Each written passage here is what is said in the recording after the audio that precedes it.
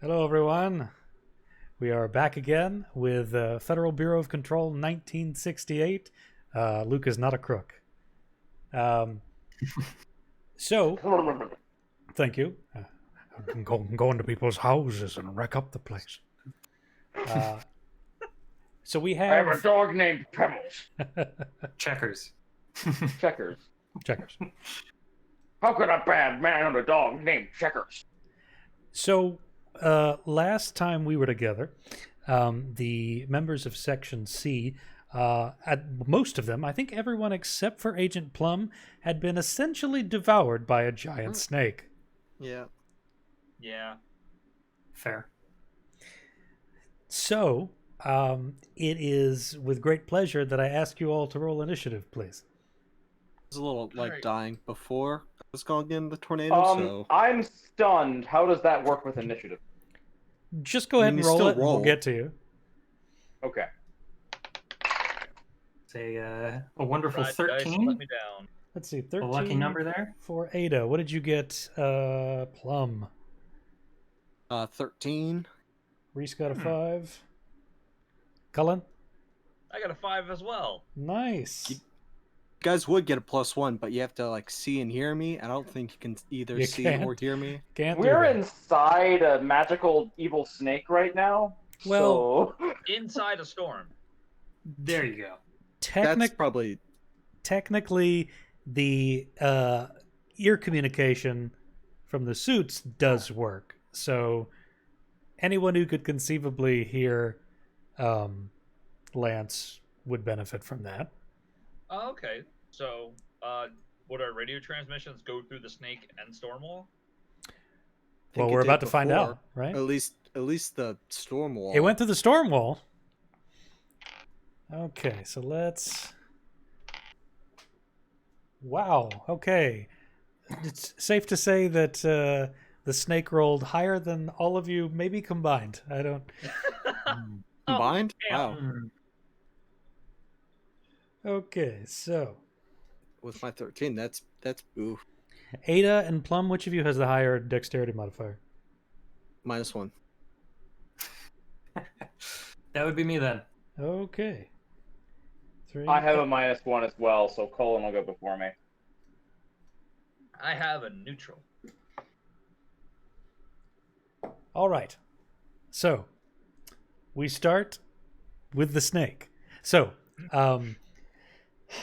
Cullen and Reese and Ada, in the process of, well, Ada had, waltzed into the storm and, took a leisurely lie down on the sand to see if there was anything that they were missing or any kind of a clue that they were perhaps not picking up on because they were too busy staring at the horizon or at their feet.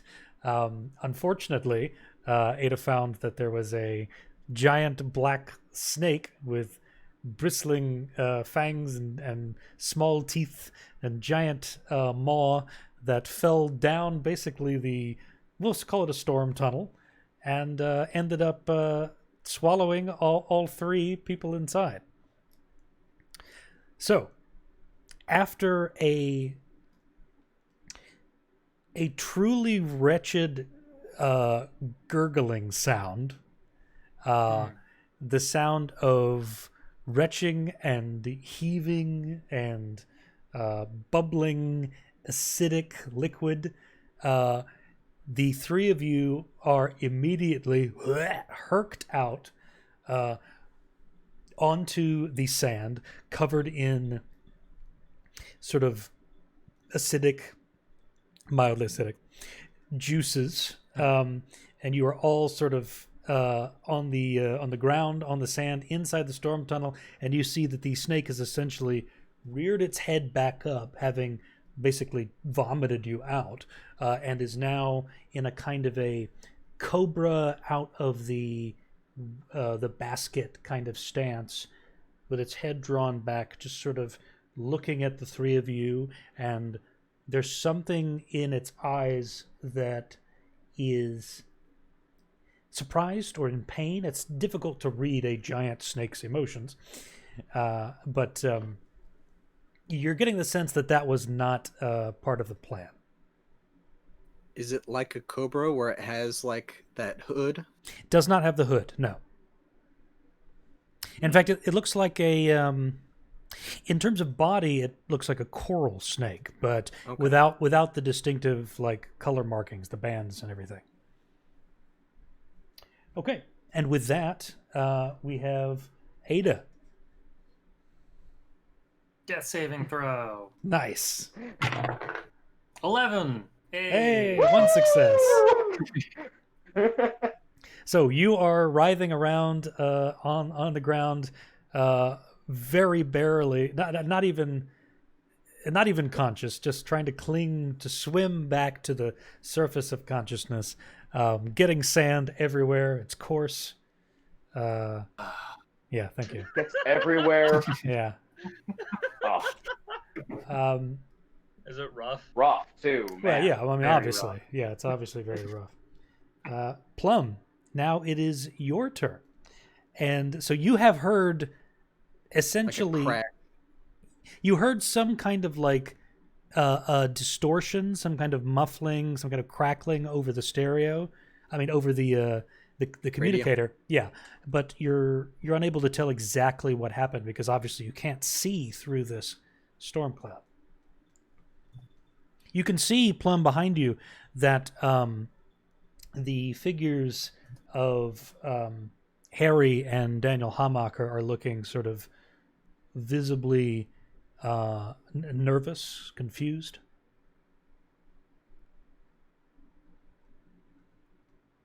I'll kind of rush in and take a knee as soon as I like hit that threshold, like gun ready. Oh, I thought you were just gonna go in and peacefully protest. I am an officer, right? Okay, so you rush Oh, in. I need you to make that wisdom save Will with sell? advantage. Yeah, wisdom save with advantage, please. 21. Very nice. Yeah, you're good. So you shoulder through this thing and you take a knee with your gun and you see three gross, sticky friends of yours on the ground. Man, this sounds like an Always Sunny episode. Oh yeah, yeah. Facing Am I off Frank against. then? Yeah, you're gonna start blasting. So you're facing off against this giant black snake, which you are very surprised to see. So you've used your movement. What else do you want to do? I think I'm gonna prepare an action. If it like strikes, if it moves to strike anyone, then I'll fire. Okay. Sounds good. So now we have Reese. Mike's not coming through. Say again? I think what he was trying to say is that I go first because I don't have a negative dexterity score. Am I back? Oh, yes, you're right. Yeah, Cullen would end up going before you. That's right. Okay, go ahead. Okay, so this giant snake just bit me, and I'm really low on health, so I'm gonna be super fucking impulsive. I'm gonna light a Molotov cocktail and throw it at its face. That sounds like you. Exactly. Yes, by all means, rain down flaming alcohol on all of us. You're essentially I have you're essentially 1 HP. flambeing. Yes, I am here to flambe all of us. Speaking of Korean barbecue, All right, that is a 18 to hit. 18 to hit, that hits, absolutely. All right, and now for damage. Wow, that sucks. That is a total of 8 damage. 8 damage, okay.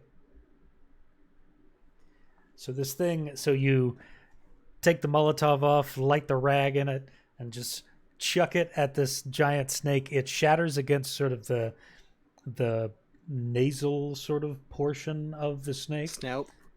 Yeah, I mean that's a good way to put it. There's a sort of a plume of flame. It's sort of like it rears back. There's a kind of a sharp hissing noise with surprising depth to it. There's like a weird bassiness to that hiss also that sort of strikes you as odd. And you can see that it's irritated, but not all that discouraged. Yeah. For a bonus action, can I ready another Molotov in case it like comes at me to chuck as a reaction?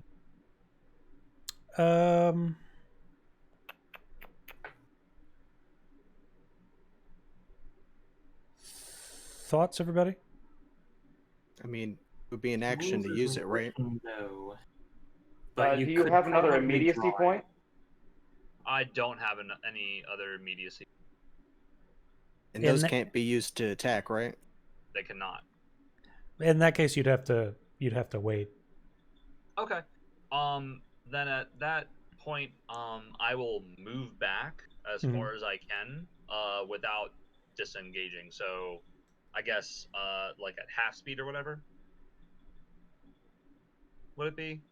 You guys aren't because you got thrown up essentially. There's some distance between you and the snake, so you're not exactly in Oh, okay. melee Then range. I'll just stand there like, what the fuck? Okay. Now we'll have Reese.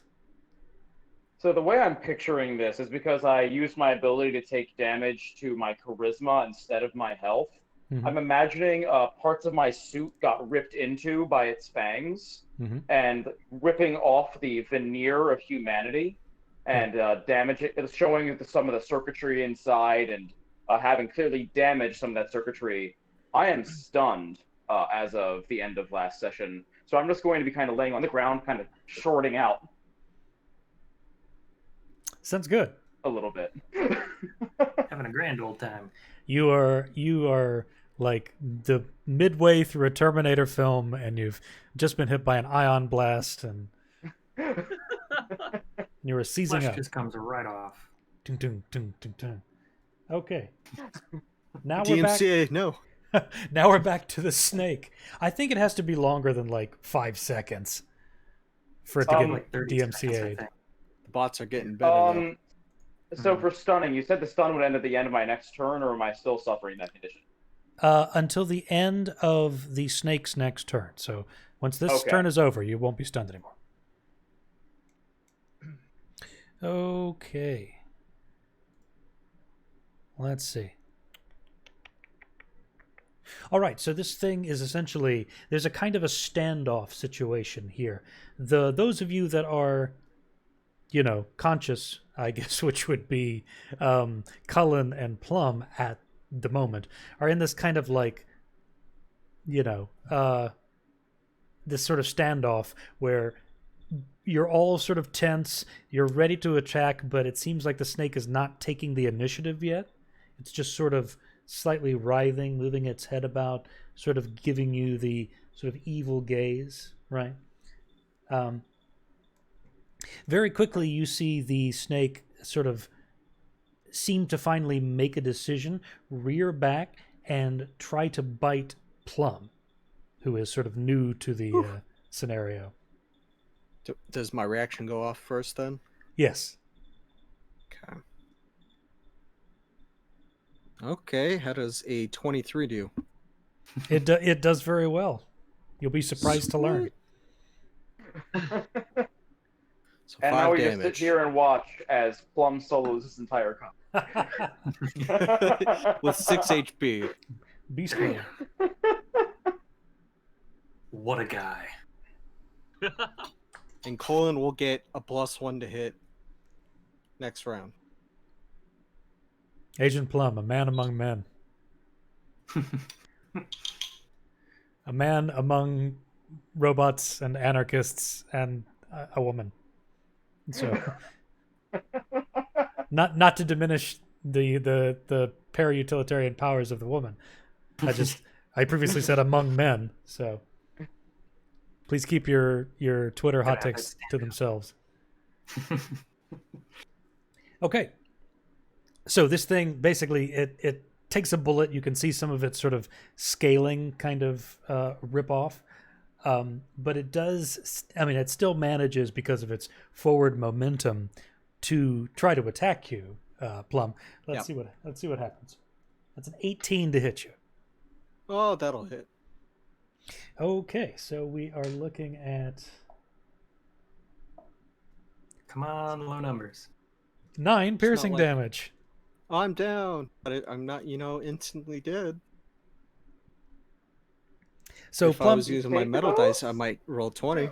so Plum gets a lucky shot off, but the snake manages to sort of bite him on the side, and you can see that it draws blood, and essentially you see that Plum goes limp, unconscious. Cullen, no! you're the only one who essentially sees this. So now we have Ada. You get to make that second miraculous save now, right? Well, let's find out. 3. Ooh. Okay. That's 1 success, 1 failure. Swings Not a and one. roundabouts. Yep, Another chance Okay. to roll 20. that's true. All right, Plum. It's your turn now. Oh boy. Natural 20. I'm pretty good with my 20s on death saves. I think historically that's true, yeah. 8. So that's a fail. Okay. I think like I've only not rolled a 20 on one of them. His- Like the his- last 3 times. history is written by the victor, which is, in this case, a snake. So I fail. Cullen. I am going to throw my last Molotov at it. Okay. Please When in do. doubt, more When fire. in doubt, yes. When in doubt, explosions! Do I still get a plus 1 to hit? Explosions? Or What's is that? because do I still get a plus 1 to hit? Yeah, it should be still in effect. Yeah. Okay, so that is a 13 to hit. It does hit.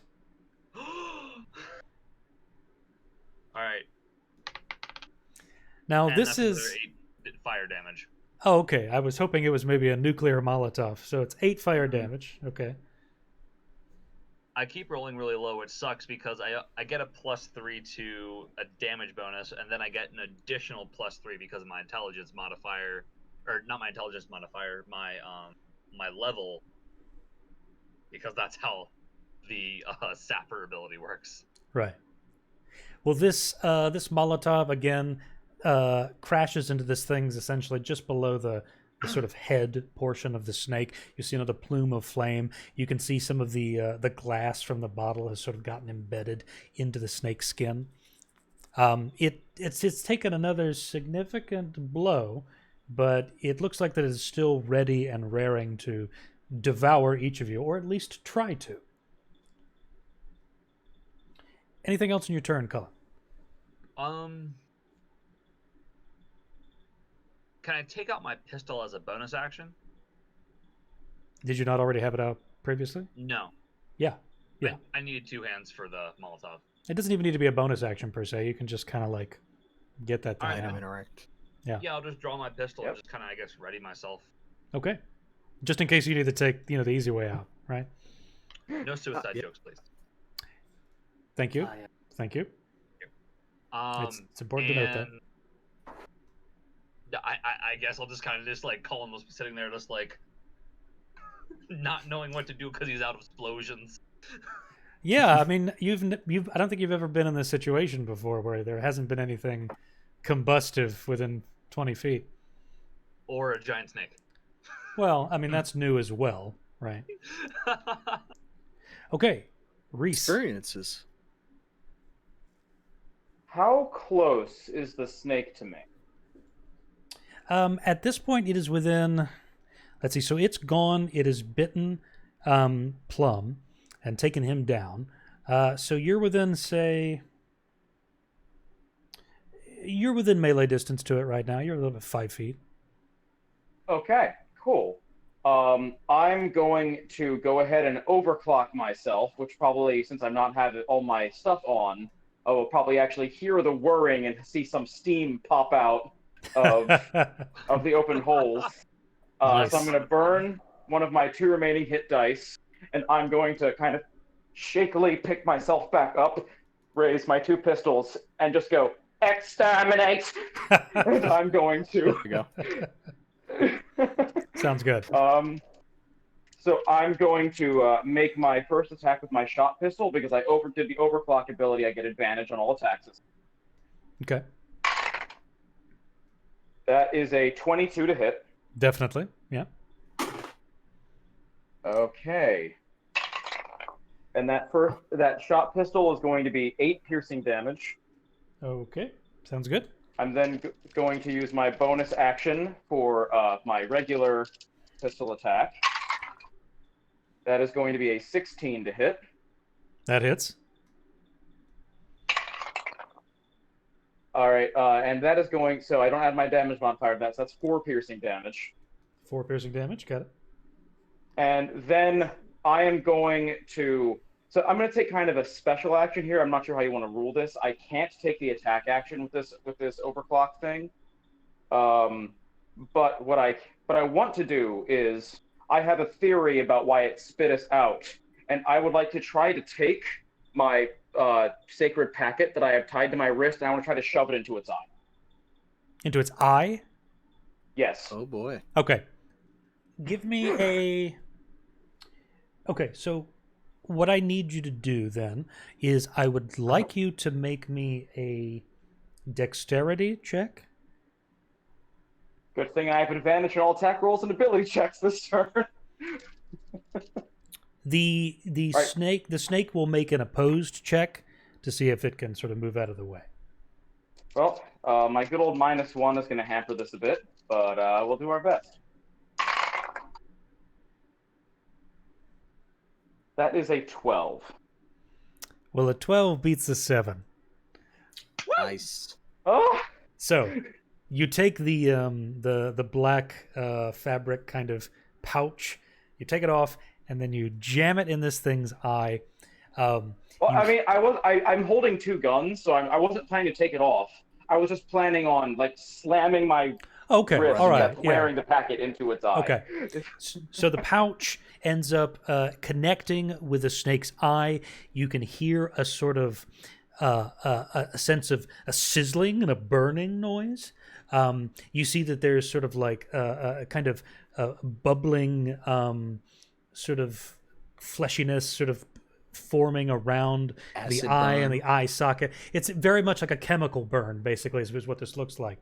And the snake ends up sort of, again, that deep, bassy, weird sort of dual frequency hiss happens, and it immediately sort of rears its head back, ends up bashing itself against sort of the rear wall of this storm column, and then you can see it sort of fall to the floor, essentially prone as a snake can get, I guess. And it's still conscious, it's still awake, but you can see that eye is still sizzling and bubbling, and it's eyeing you with its one remaining, with a kind of sort of fight or flight kind of look to it. Would that count as it leaving my reach for the purpose of an opportunity attack? Yes, it would. I would like to take an opportunity attack because I still have advantage on attack rolls this turn. Yes. Because it's retreating, and it's gone prone. Would Colin get a shot in? Well, so you hadn't used your reaction yet, right? I have not. Then I would say so, because you already pulled your pistol, and you have the opportunity to make an attack of opportunity. So yeah, I would say so. Okay. With advantage because it's prone. Well, the snake can't exactly be prone. To the prone condition. It's Or not just exactly. laying. It's just sort of like, it's essentially sort of, think of it like crouched rather than prone. So Okay. I say prone, but that's really to make a joke Gotcha. about the snakes having no legs. And I would like to make an unarmed strike with the attempt of, I don't care where I hit it. I was specifically aiming for the eye the first time, which is why I was, that makes sense for dexterity, but I just want to use an unarmed strike, just hit it anywhere with the packet that I can reach, Okay. if I may. All right. That's going to be a 21 to hit with my unarmed strike. Woo. Yeah. Oh, wait, sorry, that's wrong. That is wrong. That's going to be a 17 to hit with my unarmed strike. Well, no, in that case. Yeah, it does hit. I think I missed the laying down snake. What did you get? I rolled a 9. Wait, no, because of the plums +1, a 10. I Nice. think it only works on one attack. Oh yeah, I got consumed already. No! Well, you would have missed either way, unfortunately. Yeah. This thing reared back so quickly that it was difficult to sort of get the pistol trained and track it, sort of to get an accurate shot. But Reese, being the not human thing that he is, and overclocked, overclocking the shit out of himself right now. Reese, since he is now running at 144 hertz, with his quick reaction time, milliseconds, is able to Do you have strike this AMD thing. chips? Actually, Reese is running on a custom GPU architecture and has got Linux, actually, is going on. So, yeah. A So- very early version. You did hit, Reese, so what are you going to roll for damage? Well, I mean, unarmed strike is just normal. I wasn't sure if the hitting it with the pouch again would do anything extra. I'm asking for your unarmed damage. What is it, like 1? Oh, so my unarmed would just be 1 + 1 for 2 bludgeoning damage. Got it. Okay. Let me make some rolls. I mostly here. just wanted to know the fury of the pouch. Oh my. Incidentally, that was the name of a late 90s martial arts movie that I starred in, Fury of the Pouch. It starred a young Daniel Pacino, who later went on to play Johnny Cage in the first Mortal Kombat game. So, Nice. yeah, I don't Breakout really like performance. I don't really like to talk about that part of my career very much, but But What are we talking I'm just but then I'm just going to, after the end of my turn, just go, die, die, die. okay. You're really leaning into this murder bot scenario. My charisma's at 3. So again, you end up smacking this thing with the pouch. You see another sort of a hissing, burning sound, this chemical burn sort of effect. The snake continues to hiss and writhe. And it is severely damaged. Like, you can see that this chemical burn is actually, now that you get a good look at this thing from a distance, it seems like the effect is actually spreading across the snake's body, from eye to the greater portion of the right side of its head. From the part you struck along the body, it's sort of like making its way, like a stain being sort of mopped up by not a mop, but a paper towel, right? It's got that kind of like wicking sort of sensation. Okay. It is now the snake's turn. It's gonna be mad at me. The snake is not happy. The snake will remember this. Snicko. Poor Snicko. I'm a snake. So, you see this snake. There's a kind of a gurgling sound happening, a kind of a churning, like stomach acid, and you see this thing very quickly, like a Jurassic Park dinosaur, basically vomit out this green acidic sort of glob at Reese.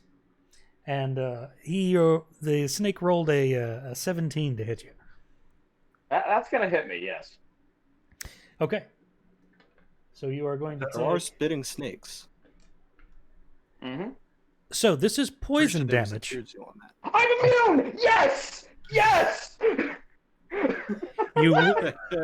You would be taking 6 poison damage, but this thing does not know yet that you are a robot. So this globule essentially just smacks you straight in the face like Slimer's goop from Ghostbusters, and essentially it just sort of like runs down your face and a little bit into your I imagine circuitry. it probably harms my like clothing and Oh, my, yeah, like, absolutely. suit more than it actually hurts me. Yeah. You're looking more and more like a used Terminator by the minute. Colin is going to look at you and go, "Oh shit!" Speaking of which, Ada, it's time for you to rise. We'll see. 8. That is One, one two. success, 2 failures. Nice. Oh no! Getting down to that wire. Success for 20. Success for 20 now. All right, Plum. It's your turn to do a natural 20. Okay. You can do this. We believe. That rolled off. No, that's another fail. A 9. Ooh. Oh God! Oh.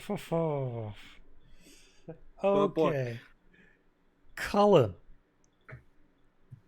Okay, so I saw, I have a passive wisdom of 15, so I imagine I would see Reese smacking this thing with the black packet. You've seen it happen So- twice now, and you've And, seen it. I'm just gonna turn around and I'm just gonna kind of look at him, probably one eye fully mechanical, one eye like normal, and just go, friends, friends, friends, friends. And that's what Colin said, "Oh shit," too. um, I still have the brass Division, knuckle alright. from when we fought the teapots, because I 100% stole those. So what I'm going to do is I'm going to equip the brass knuckles with the pouch kind of slidden in there, and I'm going to run up and I'm going to try and punch the snake in the other eye. Okay, Yeah. sounds good. So, since you're trying to punch it in the eye specifically, make the attack, but do it at disadvantage because you're trying to call the shot. Okay.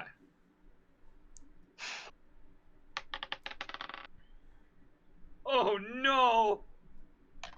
Oh no! natural 1. Natural 1 on the first roll! Ah! Gotta see if it's a double. What happens if it's a double? Wouldn't you like to know? I don't! Okay, I rolled a 6. Okay. So, So natural 1 to punch this thing in the face. so you take this thing, you sort of like loop it around your brass knuckles, you rush forward like one of your favorite Japanese animus, and Master boy. and you end up a foot a little too far into the sand, and you just face first. You get Tahitian white beach sand in your mouth and in your face as you face plant. It's coarse and rough. It gets everywhere. It's everywhere. Yeah. I hate sand. Speaking of which, Can I spend movement speed trying to get back up? you can use half your movement speed to get up. Yeah. All right, I'm just gonna do that, and I'm just gonna kind of get into a boxing position, going like, I really hope Reese doesn't remember that.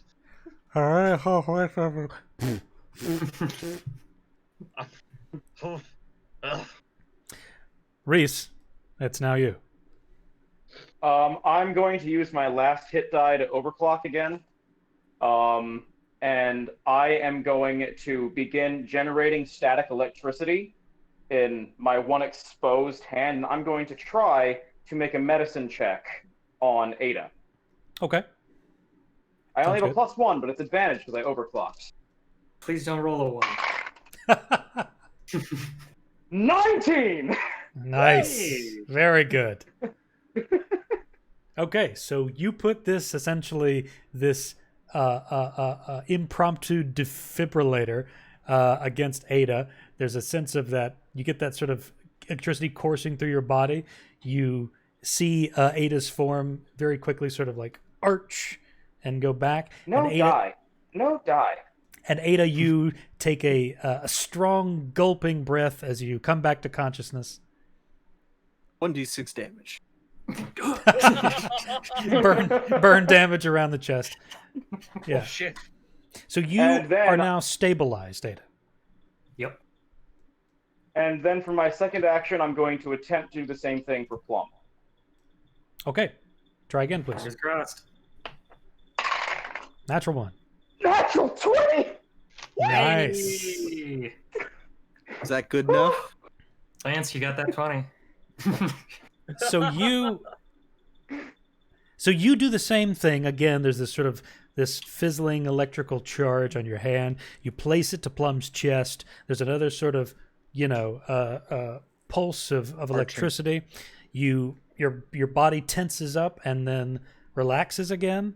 And Plum, you find yourself, either because of the pain of the electricity going through and the sort of the effect, you're conscious and awake now. You are at 1 hit point.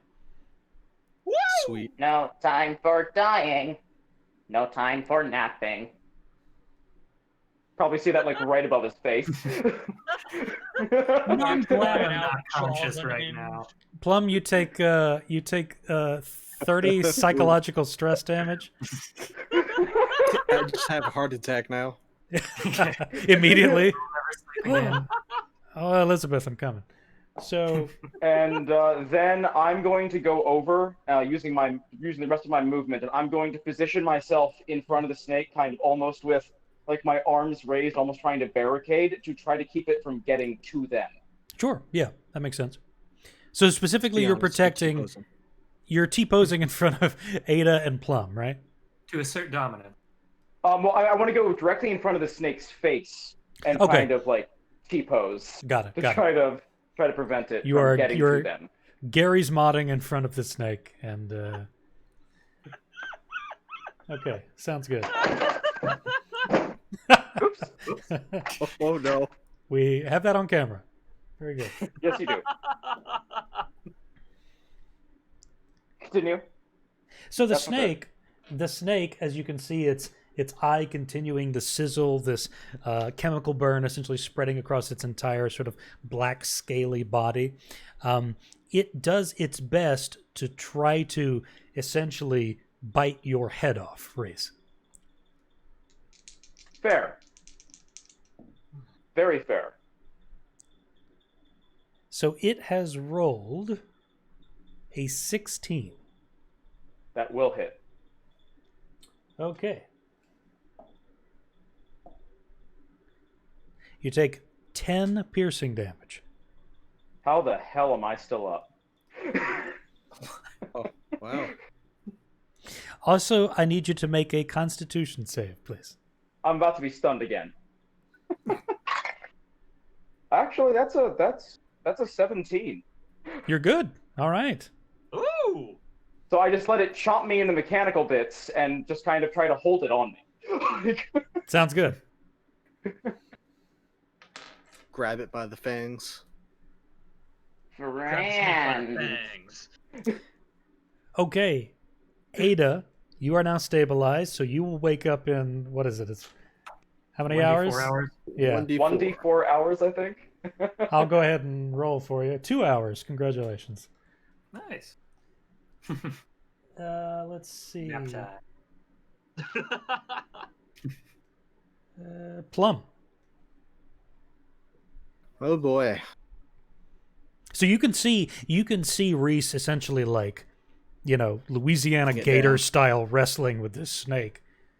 From inside its mouth. Yeah, I mean it's like part way in its mouth, just like.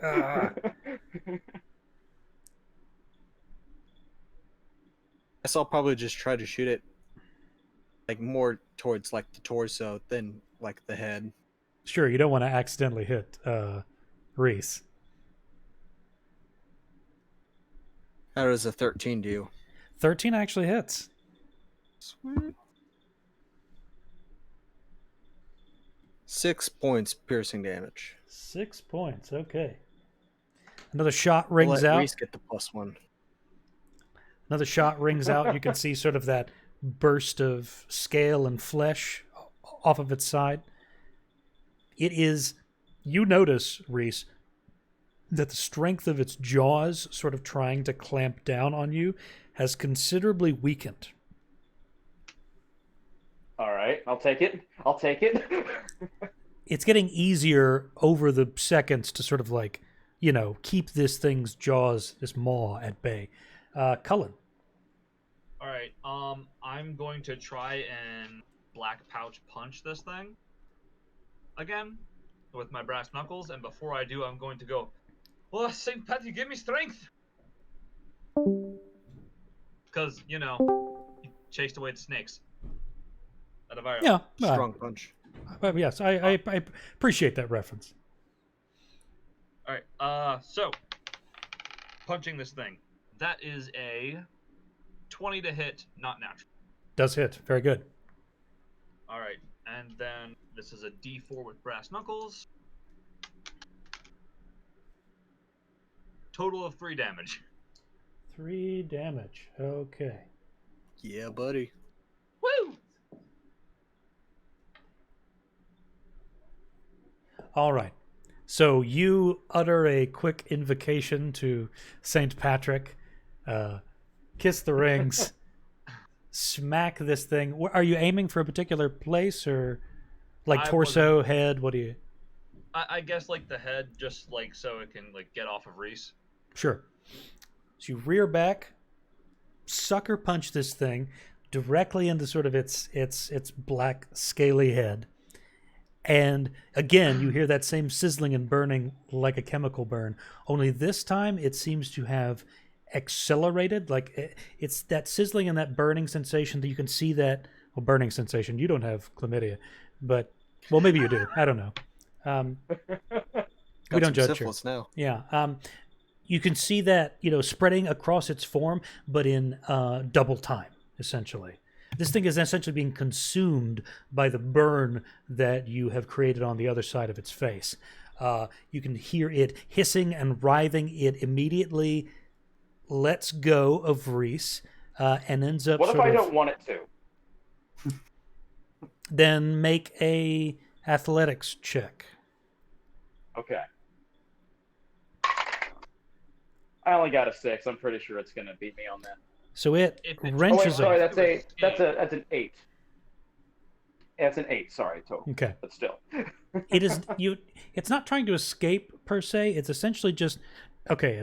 It's now. Imagine, let's say, Luke.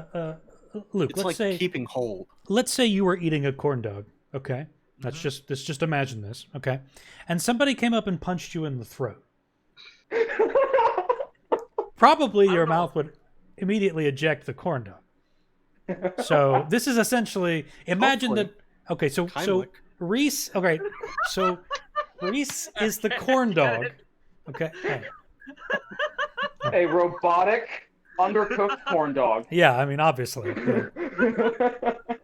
Well, Yeah, I mean, you're overheating. You're kind of cooking from the inside. self-heating That's true. Microwave corn dog. Yeah. Yeah. I'm very hot on the outside, very, very cold on the inside. A hot pot. How many times have I been? How many times have I been told that? So, yeah, this thing lets go of Reese, and you can see it is essentially now. It's almost having a seizure. Essentially, it's writhing around, its whole body and its head sort of thrashing about, kicking sand up. Well, if it had legs. Left and right, this thing is clearly in its death throes, as you can see this chemical burn spreading across its entire body, and within a matter of seconds it is reduced to this essentially serpentine line of black ash. In case it wasn't clear, it's dead. Oh. Na na na na na na na na. Okay, so Reese, you immediately die. With the last of your power, you do that. You play that MIDI file and you die. No. You saw it in the future for that one.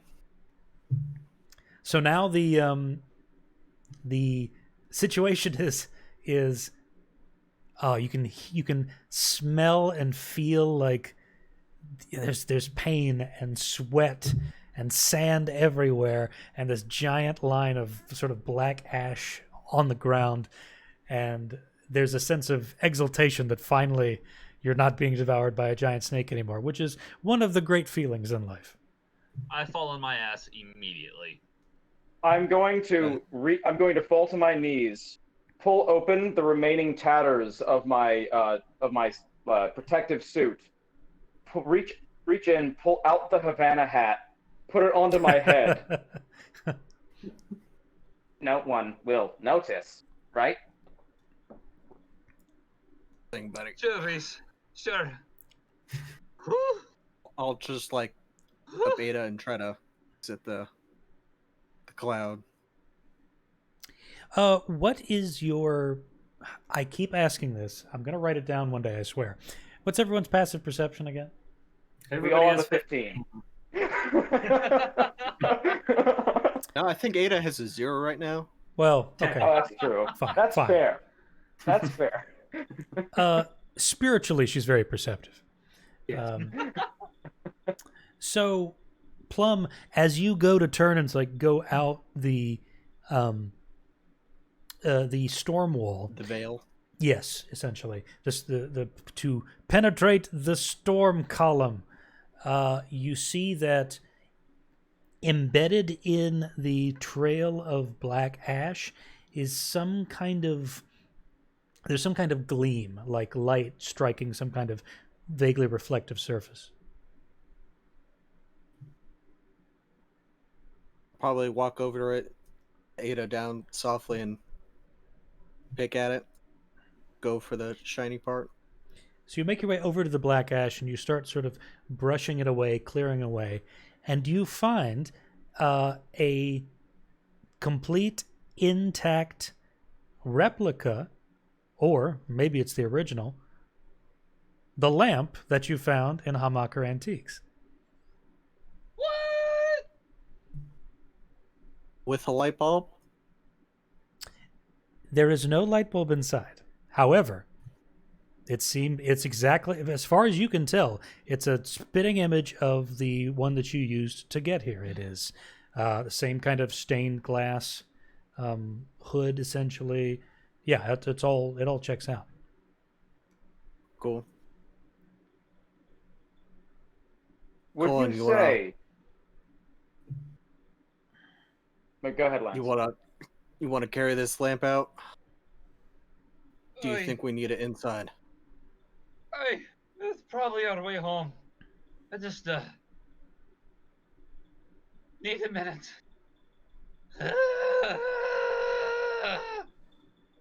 Maybe let's not wait in the storm. We Yes. waited in the storm. Yes, Ross. I just have a quick question about Reese's construction. Hmm. How much glass would have been used in Reese's eyes? Enough to make the lenses, probably, but the actual sort of material of the eyes would be more akin to like a kind of like a ballistic gel or something like that, but sort of highly detailed and Okay. painted, right? So there's probably there's some glass in there, obviously, to make the lenses and stuff, but But not enough to make a light bulb out of probably filament. not. it. Let's. Well, I go mean, we've search got lots of one sand. of the houses that I haven't set on fire. Ugh. Meanwhile, Ada is enjoying a leisurely nap inside the Where? storm column. I scramble up and I would like to investigate the ash trail to see if I could find a light bulb in there. Just Okay, for shits. give me an investigation check.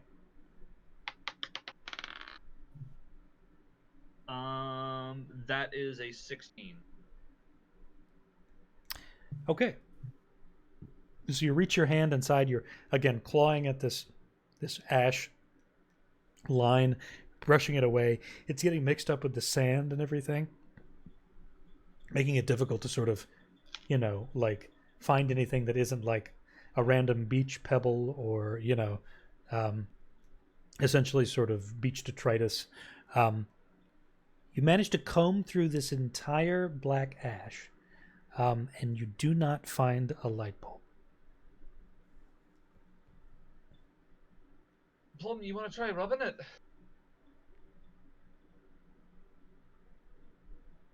Okay. I'll rub the lamp. Okay, you put your hand to the sort of the cool, base of it and do a little rub. You feel a little awkward when nothing happens.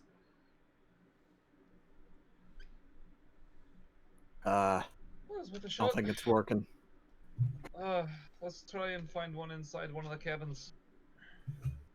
While they are doing that, I'm going to, as gently as I can, just pick up Ada, and just try to just carry her gently, so she's not just sitting on the sand.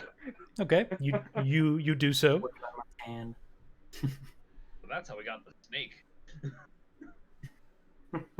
So, yeah, we were like maybe skimpy clothing and a giant broadsword away from being a Frank Frazetta painting for a second there. But we've dodged that bullet, and so yeah. So you lift Ada up, and you're sort of carrying her kind of gingerly. So what now? I'm just gonna follow along with whatever they're doing, just quietly and just Okay. kind of twitching every little bit. I'd like to search the nearest cabin that I didn't burn down. Okay, so you guys are attempting to. You're gonna exit the storm column. I just We're want to gonna make exit. sure that. Yeah. Oh, Okay. yeah. All right. As you do Oh, so, this should be a fun thing for Harry and Daniel to see. as you do so, you don't feel the same sort of rigidity and tension and sort of cramping feeling that you felt the last time you passed through this barrier. Hmm. So the three of you all stride out, and you see, again, Daniel and Harry sort of wide-eyed, panicked.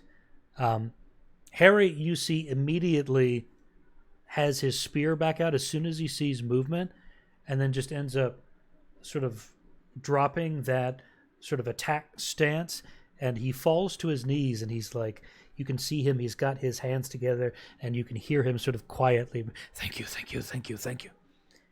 Daniel, however, has immediately fainted. He's fallen completely backwards, has hit the sand, he's out.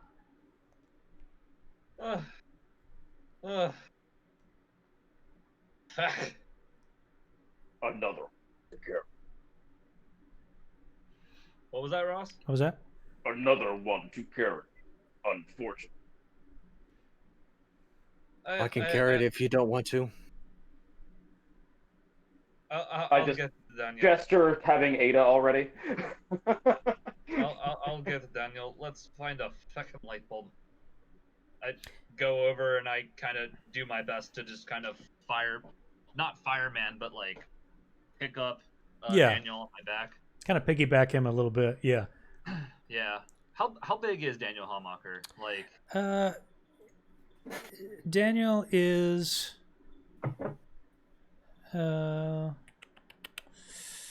he's about he's a little on the short side. He's maybe like 5'7", 5'8". He's like he's like late 40s, and is a relatively slim guy, not athletic, but not, it's clear he's a decent weight for his age. So, we're talking about like about 100 Not 2000s American. 180 pounds or something like, something reasonable for that. Yeah. All right, so he's Colin's about a head taller than him, so it won't be as difficult as I thought.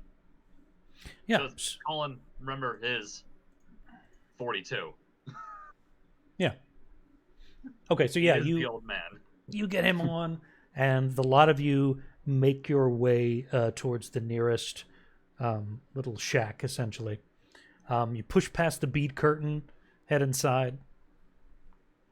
As I pass Harry, I just like to give him a half metallic smile, and just go, "Come along," and continue carrying Ada. You see Harry, without even looking at you, is like, he picks up the spear and he's like, yeah.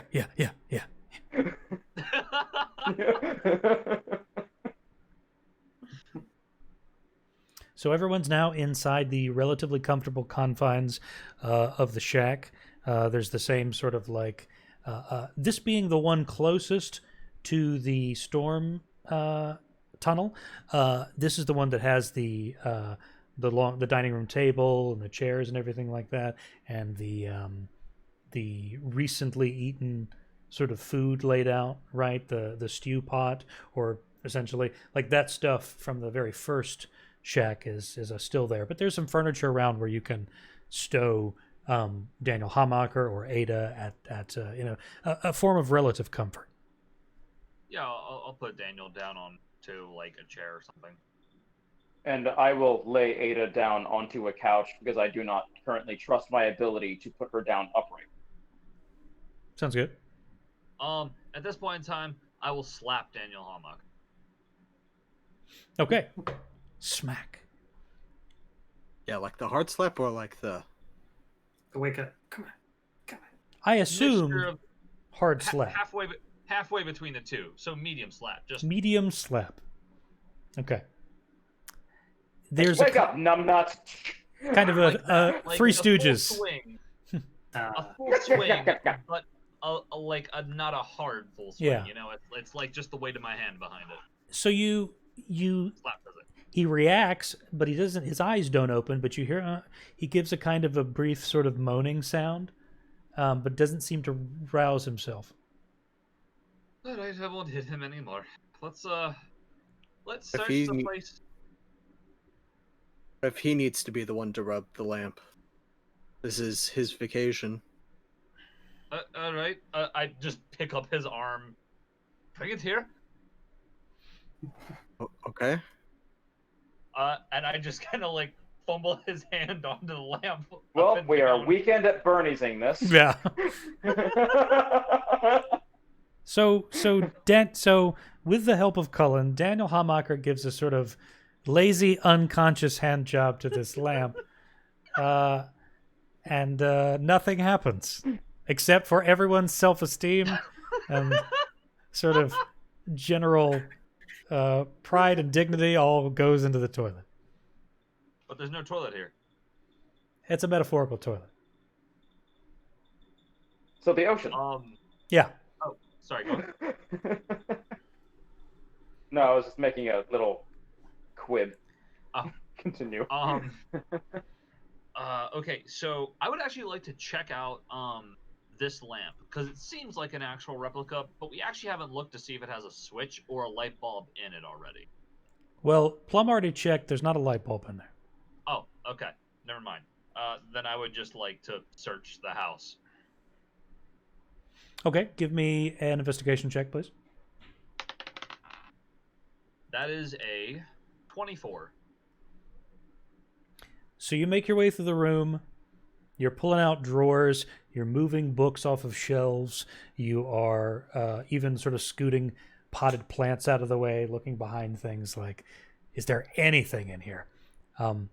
In a sort of a slightly banged up, small sort of side table that's essentially been sort of shoved into the back corner of the room.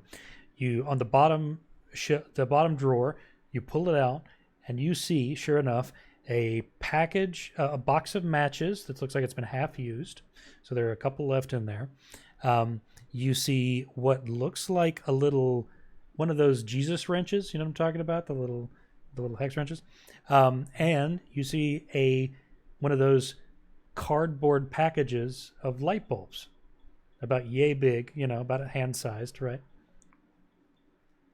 So I will take all of those because matches are useful. The hex wrench could be added to my widget bag, and we need a light bulb.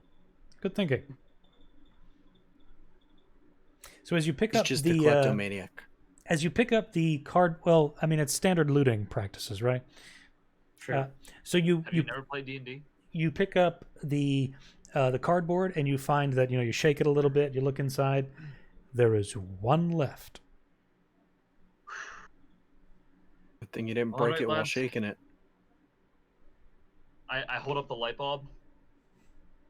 Ready to go home? Immediately drop it. What? No. Whoops. Oldest house. Power surge. I ask, Plum, set it on the table. Do you know what we're gonna ask for? I know what to ask for. I'll let you do it then. Okay, so Plum has set the lamp on the nearby dining room table, cleared a little bit of space off. I screwed the light bulb in. There's that same sort of cyan blue kind of glow.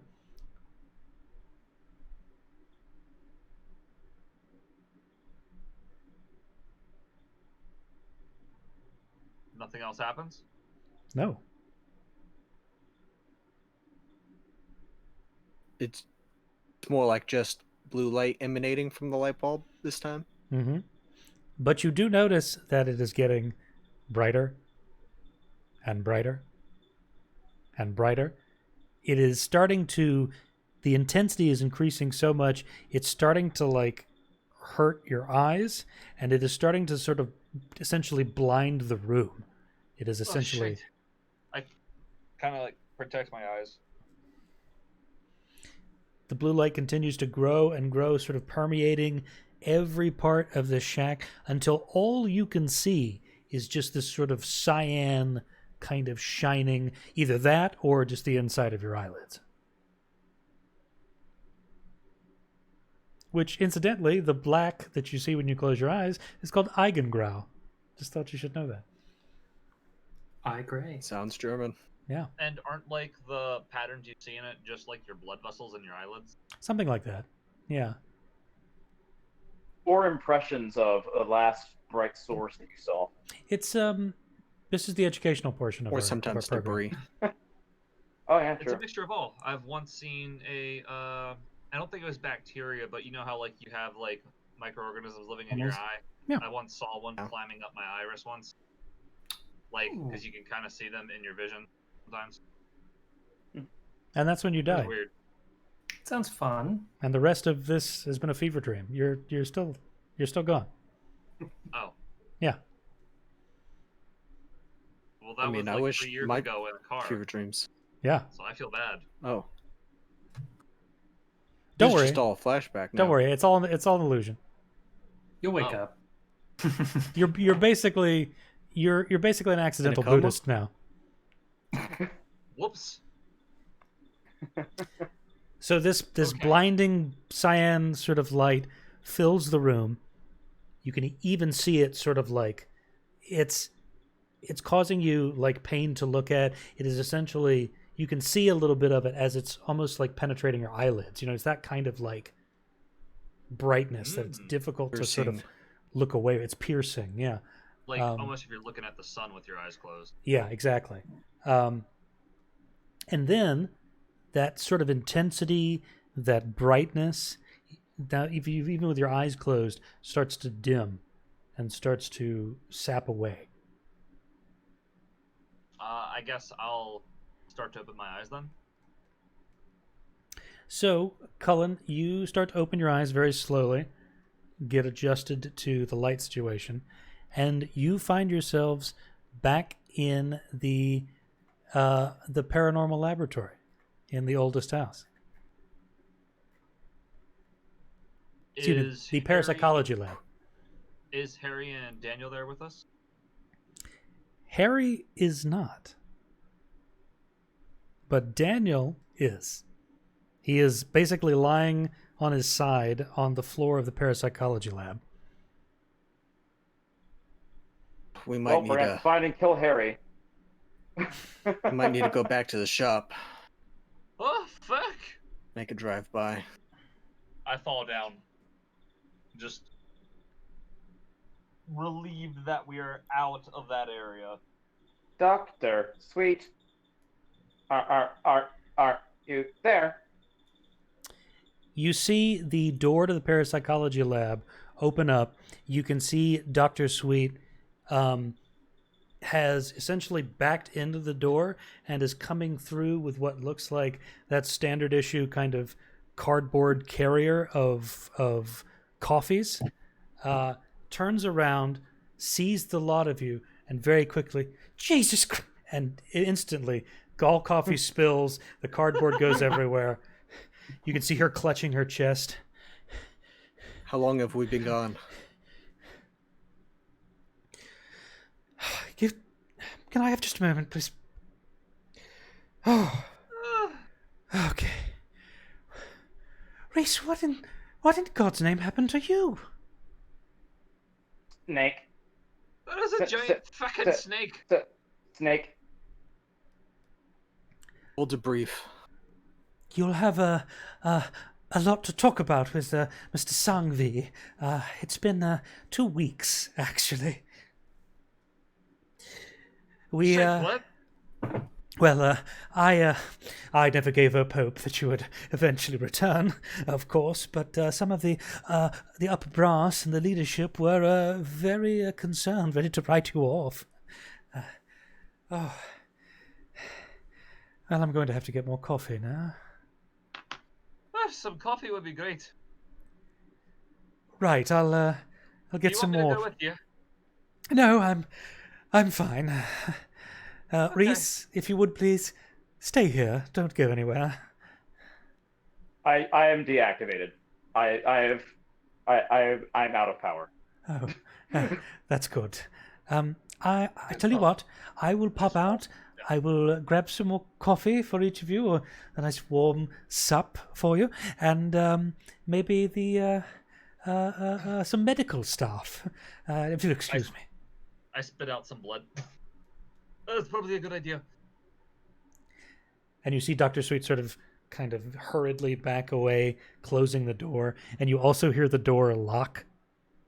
Yeah. It's Probably be under observation for a while. And I think I might have some internal bleeding. and with that, Section C's first case is closed. All right, Jason, I have to know. Do I still have my Havana hat? First of all, it's a Panama hat. Panama hat. And yes. secondly, yes, of course you do. So the FBC would not take it from me when I was deactivated and they were doing repairs?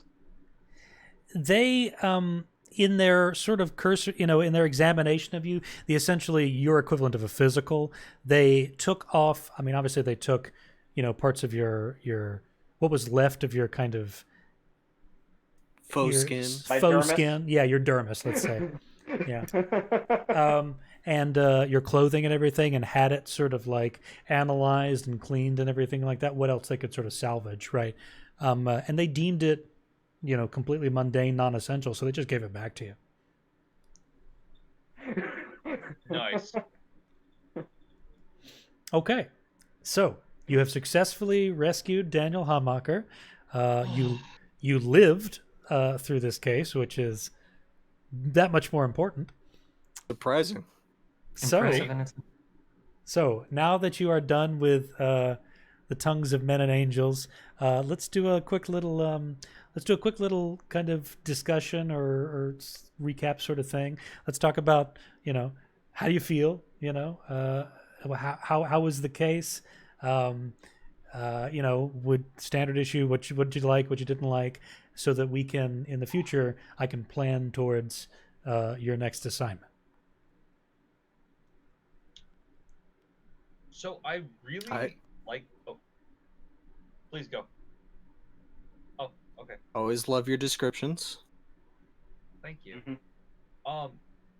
So I really, really liked the case overall. I was a bit frustrated in the beginning because, like we talked earlier, it was kind of getting used to gathering intel and doing investigative work. And in all honesty, this was probably one of the most satisfying ends I've ever had to a case, or like a sort of like a mission in a campaign, just because we went through all this rigorous to phrase it in any other way, bullshit. Sure. Yeah. I mean, yeah. Because like storm elementals, giant snake, a forest that drives you insane. It was kind of like I felt the relief that my character felt when we got back, and I thought that was a really cool aspect. So while initially I may have had my reservations about it, I liked the way it ended, and I liked how it led up and everything, and in general. Cool. Very good. Yeah.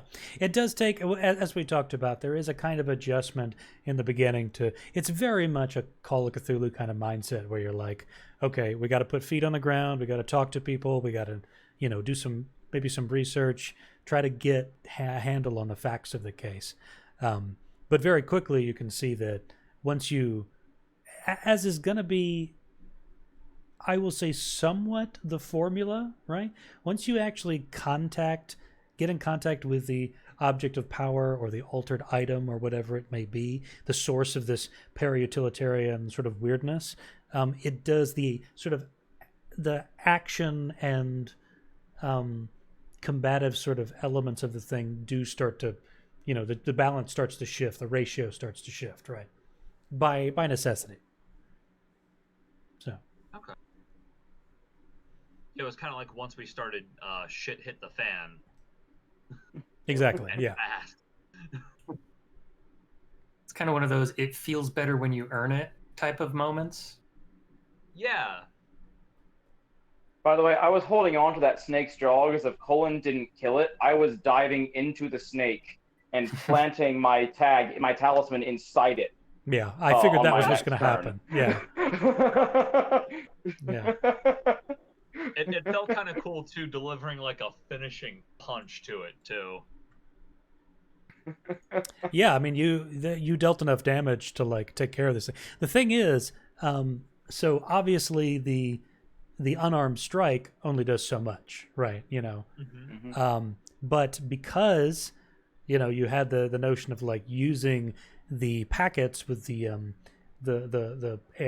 Arabic passages sort of The stuffed fetishes. inside. Yeah, if you want to call it that.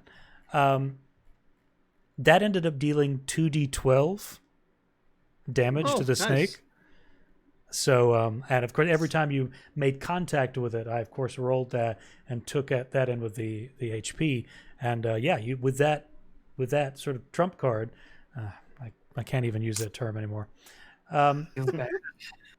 With that beneficial Finishing move. thing, yes, you were able to take care With of the it power. pretty handily. Yeah. So. All right, that's cool. Do we still have those packets? Yeah. Mm-hmm. All right. So what Colin would like to do is take that packet and tie it to the widget bag. Okay, sounds good. Reese is fully planning on making a necklace out of his for double souvenir. Sure. Yeah. You should tie it to the strings of the hat. Ooh, that's kind of nice. Yeah, that's a good idea. I'll do that then. Because you can still kind of like have it come in the center and be a necklace too. So,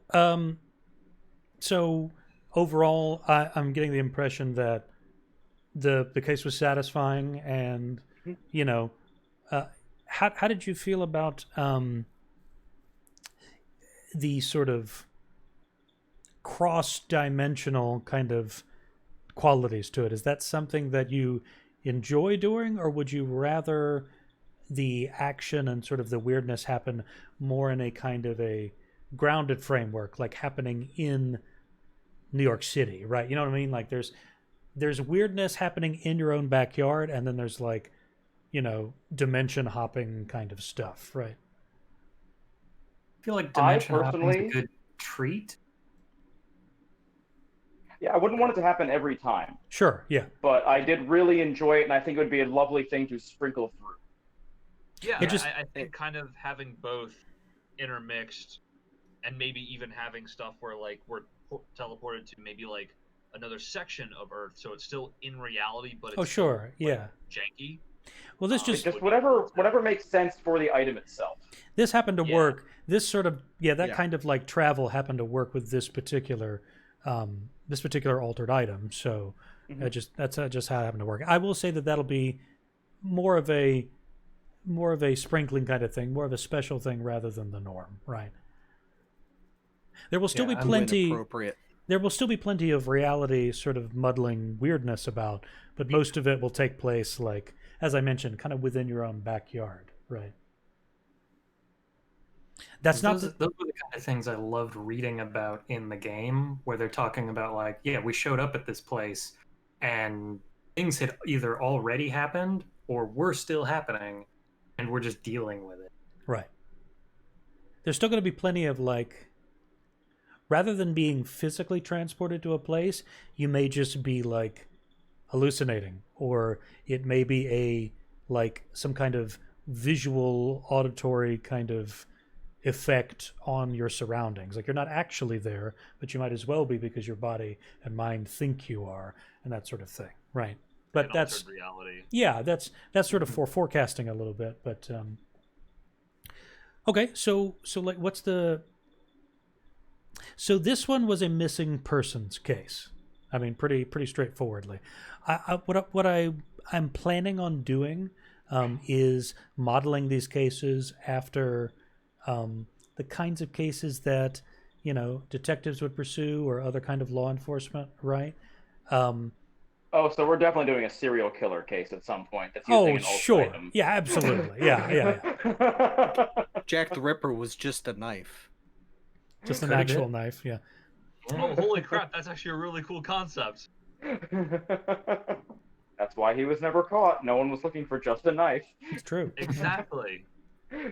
So Now So it's a sentient knife. that'll give you an idea of like the kinds of things that we're going to get going forward. So expect in the background of these cases for there to be a somewhat familiar kind of trope, right, that you've seen in a detective show, a cop show, a mystery show, something like that. That's the formula that I'm gonna work off of.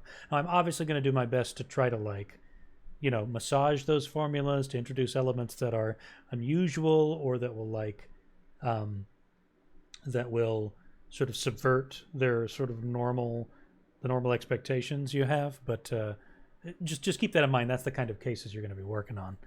I wanted to I share. dig that. I wanted to share that the black pouches are, of course, based on an actual thing. I'm probably butchering the pronunciation of this, but it's based on the tawiz. It's an amulet or locket containing verses from the Quran or other Islamic prayers and symbols pertaining to black magic, and they're worn by some Muslims in some traditions to protect them from evil and black magic, right? Yeah, and so these black pouches are filled with what are called duas or whatever, which are a prayer of supplication or request, right? And so essentially what happened was these Islamic prayers were essentially, these duas were put into the tawiz and created this kind of talisman, right?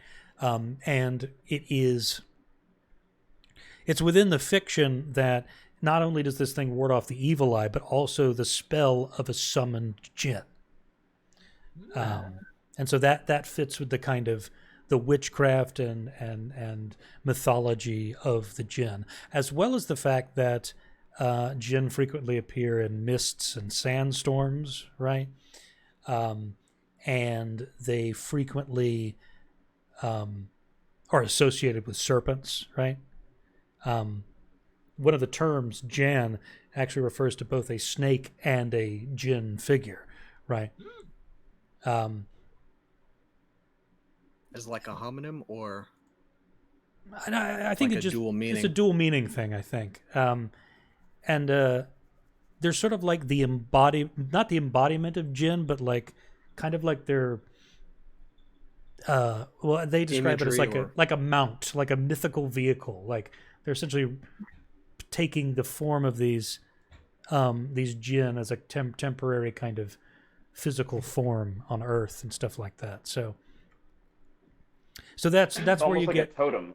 yeah. So that's where you're getting, that's why we've got the giant snake. That's why we've got the Islamic prayers and the tawiz. And I like that. I try to do that when I can, especially if I'm working in like a well-known concept, whether it's folklore or mythology, to like, well, let's pull on those strings. Like, what do people actually believe about these things, and what can I then sort of weave in and interpret to take advantage of what you may, as a player or as your character, already know about those things to enable you to make, smart, resourceful decisions, right?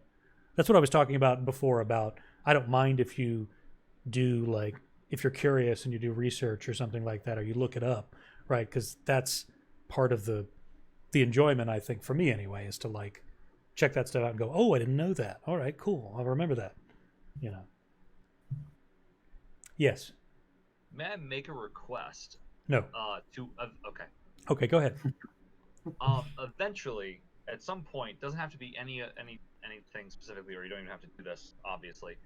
But could a banshee show up, like a traditional Irish banshee, which basically just warns CULAN about danger, and then just disappears, and that's it. I had planned to step into Irish folklore at some point. I'm not sure if it's exactly the banshee. It might have been being like a Dullahan or like a black dog or something. You know what I mean? If a Dullahan shows up, we're all fucked. Yeah. Yeah. That's just yeah. That's just Yeah, unless if it's riding a motorcycle, Or that might be nice. fairies if it shows or up on something. a motorcycle, I'll pay $13 to go see a movie, and that's it. I won't guarantee that it'll be a banshee, but I will guarantee that we're going to dip our toes into Irish folklore at some point. If CULAN sees a black cat, he's adopting it right away. Nice. It's like, you're my kitty now. I love you. Any other thoughts about the kind of things that you want to sort of explore? Just stepping back into the feedback phase for a second. Sure, yeah, go ahead. I did overall very heavily enjoy this. Just the one place I found myself getting actively frustrated was the session before this one, when we were left to explore after fighting the storm elementals, and we kind of were starting to piece together some of the stuff, but had like literally zero direction for almost 2 hours. And that was just definitely like starting to frustrate me as a player a tiny bit. So I guess just what I would ask is maybe step in a little bit earlier if you see that we're like totally off base. Sure, yeah. I will. Again, that's I'm calibrating my, how much. I mean, it sounds bad, but like how much rope, right, to let out, Yeah. and how much, what the initiative is between me and you guys and everything like that. So yeah, absolutely, I will take that into account. I will try to be a little bit more targeted, a little bit more direct, and a little bit more guiding in those situations, right? Because I know there's some players who like to just like, who just get out there and like, I'm just gonna fucking, I'm gonna read everything. I'm gonna go swim in the ocean for 2 hours and see if I can find some shit, But now that we've gone through a whole case and we're used to each other, now I know what sort of I have a better idea of what that dial needs to be set to, right? Okay. But man, did it feel good to find something just by, effectively giving up and staring at the sky. You literally found our way out too. That wasn't even like just a small thing. That was we needed to find that. Mm-hmm.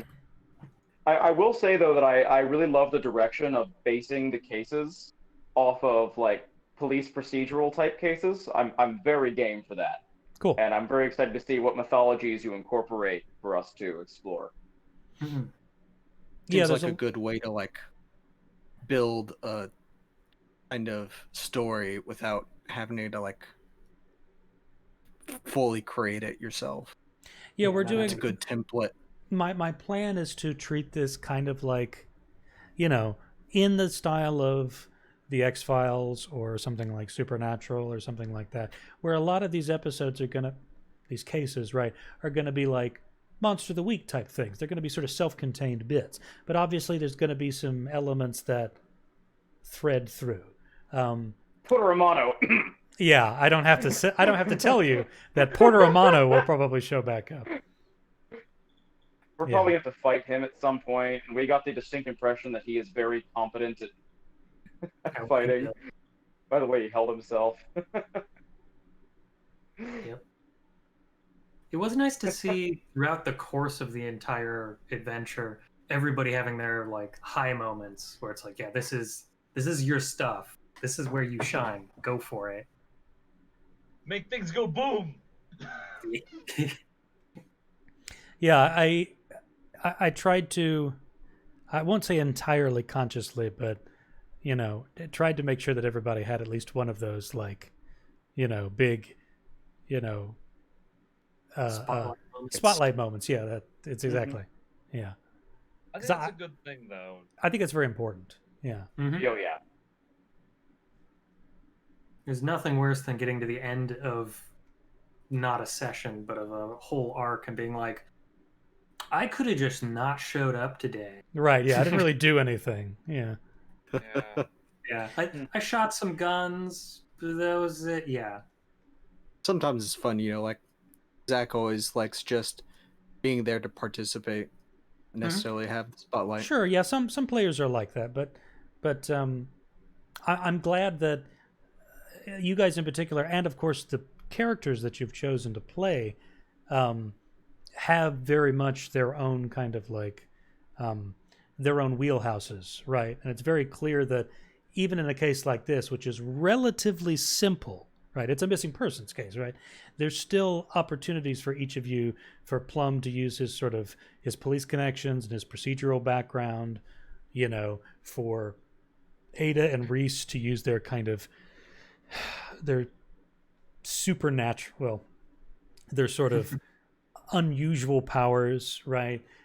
For Cullen to apply his sort of his real world kind of warfare experience to like getting information out of people and like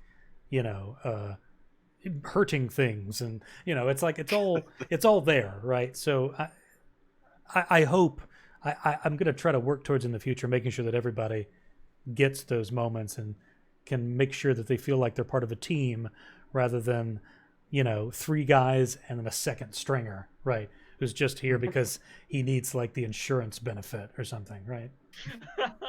I mean, we all need insurance, right? It's true. Well, Man. the oldest house does not offer any form of A insurance. benefits package. No. Why does that not surprise me? Oh, it's Well- a government agency in the 60s. One, yes, and two, they get you to sign the paperwork, and then the next day you've been swallowed by like a sentient copier, and it's like, what was the point? Then they could just have a paper and then just burn the paper, right? Contracts don't matter if you're dead. That's a waste. No, what you did is you signed a contract Also that was 60. actually a minor altered item that the contract will change when they need it. That's funny. They're the government. Just on that note of like everyone getting kind of that equal screen time, Mhm. I can't help but notice that like myself and sometimes Lucas especially tend to jump right into the action because we're so excited. So if we do that too often for like Steven and Lance, please just let us know because we want to make sure we're not dimming. I mean, I know at least I want to make sure that I'm not dimming like your chance to shine. So if I'm going into things with that, just like please just tell me, just say, hey, my character has an idea real quick. Can I take that? Because I know I tend to jump in very quickly and I apologize. I do the same as well. So yeah, just feel free to be like, hey, can we do this? Or I want to do this thing real quick. I mean, I'm naturally pretty subdued, so. Yeah, I was going to say I don't want to speak for both of them, but like in my experiences playing with them, they're both happy to like, just to step up and do their part, but essentially just sort of, go with the flow, right? When the spotlight floats over, though, I will grab it. But I am With that fucking Kamehameha. I am glad, Russ, that you did mention that. It's something important to have in at least the back of your mind, is to think like, okay, am I taking control or at least a large portion of the narrative too often? I want to make sure we spread that out, right? And I also don't want to be that player because I have DM'd for that player that will step into other people's spotlights Right. and steal the spotlight away. And I really don't want to be that because I know how miserable it is for that player. who has Yeah. gotten their spotlight, like not exactly stolen, but shared, and sometimes it goes so far Sure. as to be stolen. Yeah. It kind of cheapens that moment if you forcibly insert yourself and say, "Oh, I'm part of this too," right? Yeah. Well, that'll be an ongoing conversation because obviously the team dynamic is there as well. So we got to figure out like, is this a moment for like teamwork and partnership and like organization, or is this a moment to let a person just handle it and do their own thing? And we'll get used to that, obviously. Okay, It's so always something to be self-conscious of, but don't need to worry about it too much. I would say conscious of, not self-conscious of exactly, but yeah, just keep it in your mind, right? Um, don't let it ruin your, your narrative impulses and your Sure. decision making too much. But obviously, it's a good check, right? It's supposed to be there to help everybody have fun. Yeah. Is okay? Anything else before we wrap this case up? Do we level up? Yes, you do. Ooh. Yes, you do. Yeah, I God, of Now it's course time to decide: Gotta ask. feat or ability score increase. I of course work on milestones, so most likely after the end of when a case is fully solved, that's probably when you'll level up. Unless it's a particularly like lengthy or exhaustive one, Sounds good. Yes. Now, this is my question. We want to spend like some time like in between cases, like our own thing, like on camera, or do we just talk about that with you separately? My default for that kind of thing is to take some time before like the next case starts. Like obviously we'll start the session and then like the first, I don't know, maybe half an hour max, right? We'll just like talk about, okay, well in the downtime, what are you doing? Do you want to have a conversation with this person? Do you want to like, how are you recuperating? How are you preparing and that sort of thing? That's my default, but if you guys want to like just do that privately or in the chat and we can just sort of jump right into the next case next time we play, that's fine too. It's up to you guys. I'm good with the default. I'm here for the role play. Yeah. I'm also here for the role play, absolutely. Speaking of that, one more thing I would love to see in more sessions is the ability for us to get to know each other's characters. Because there were times when I think we were trying to like rib each other and try to get out each other to reveal information in the first case, that I feel like we were moved into the next scene a little bit too quickly for my liking. Okay. Because I love to get deep into those characters, but I'm not sure if that's how everyone else feels. Well, I hope that these kind of like downtime sections will be a good time for that, and also that less cases without this much forward momentum will also, Urgency. without that sense of urgency will enable that, right? Yeah, but I do hear you. Still gotta know what music Cullen listens to. Can you even Find out hear? eventually? What? Can There you you go. even hear after all the explosions? He just Wow. feels vibrations now. Wow. He likes Every- the feeling of the bass in his chest Tinnitus. cavity. Yeah, everyone sounds like Charlie Brown's teacher to him. Oh yeah, sure, that's fine. Okay, so I'm glad you guys. I hope you guys enjoyed it. I'm glad the case went well. I'm looking forward to our next case. Obviously, I'm going to take what is probably looking like a week, maybe 2 weeks to plan this next case. But in the meantime, as we discussed, we're going to do a little palate cleanser. We're going to do a short little jaunt in the Stars Without Numbers system, the sci-fi spacefaring system where you have crazy scions and interplanetary travel and all kinds of cool stuff. So we'll do that as a little a change of pace and then jump right back into the next case. So So It's like a commercial break. it is, yeah. It's a little, yeah. Well, it's free advertising for Stars Without Number. It's free advertising. It's free real estate. So so It's your house. You just got to pick up the keys. so You the can just claim the moon. the random person who has stumbled across this video from some quirk of an algorithm and Ross's grandmother, we look forward to you enjoying that little palate cleanser. Episodes, probably 2, maybe 1 or 2.